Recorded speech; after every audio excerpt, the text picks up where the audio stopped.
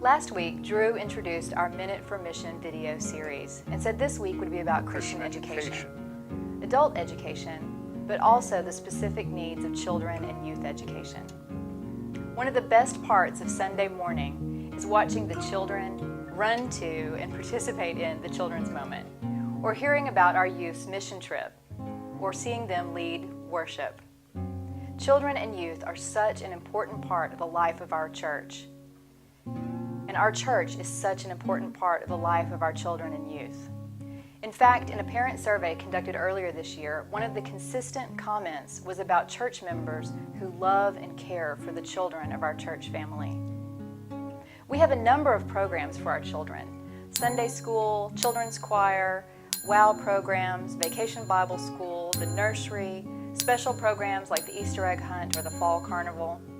And our youth have even more activities: youth group on Sunday night and during WOW, youth choir, youth handbells, mission trips, and faith-growing experiences like trips to Montreat or Youth Quake. Currently, all of those programs are run, organized, and planned by volunteers, mostly parents.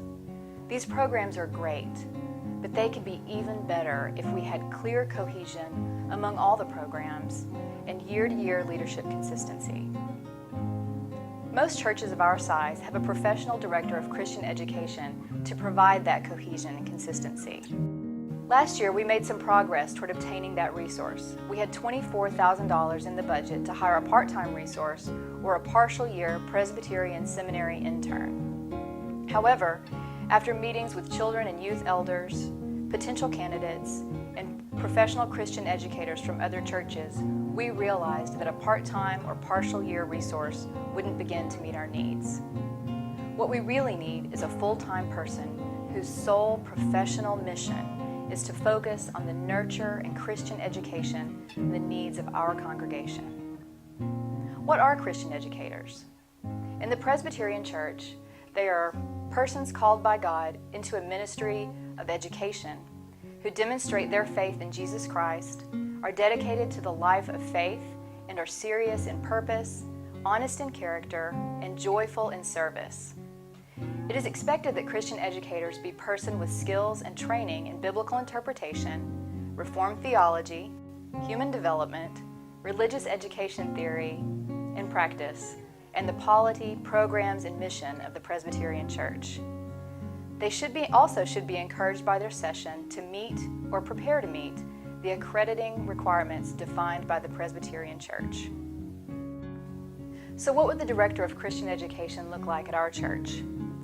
While the role would likely evolve with input from Drew in the session, we would expect that person to provide overall cohesive leadership for primary education programs like Sunday school, WOW, and Vacation Bible School for children, youth, and adults. In addition, that person would focus on the unique, holistic Christian education needs of our children and youth. So what does it mean for our church budget? Including taxes and modest benefits, we expect that it will cost approximately $60,000 to employ a qualified and experienced Christian educator. So what are we going to do next? This week, the session instructed the Educator Search Committee to complete a job description and develop a compensation package for the position. That information will be presented at the November session meeting so that we can proceed quickly with finding the right person to fill that call. As you prayerfully consider your giving this stewardship season, please include the Christian education needs of our church. With that need met, we can do even more ministry.